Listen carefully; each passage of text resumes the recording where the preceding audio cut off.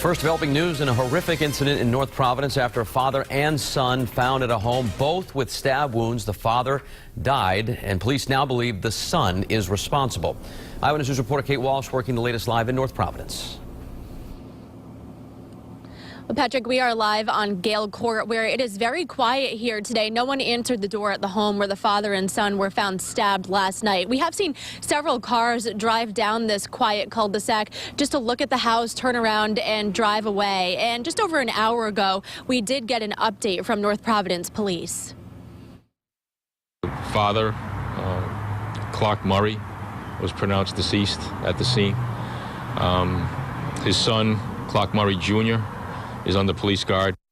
40-year-old Clark Murray Jr. reportedly unconscious in serious condition at Rhode Island Hospital following what North Providence police say can best be described as a murder-attempted suicide situation just after 5 o'clock Tuesday night on Gale Court, the home of both the father and son.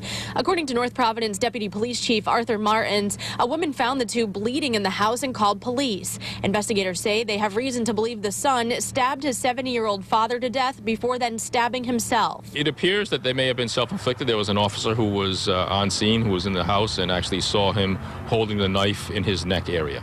The injuries were very severe that he suffered. Police intend to charge Murray Jr. with domestic homicide when he is aware and conscious. A neighbor recalled seeing both men, saying they were nice, but adding police were also at the house in the past. Him and his son, they argue, they get into fights a lot and they argue a lot. So that's really all we know. I know that my mom and my brother say they hear them actually yelling at each other. Deputy Chief Martin said the arguments didn't escalate into violence in the past, adding that Murray Jr. does have a criminal record, but for misdemeanors over a decade ago. And Deputy Chief Martin said this investigation is serious and complex, but they're very confident that they know exactly what happened in this house last night and that there are no suspects still at large. Live in North Providence, I'm Kate Walsh, Eyewitness News.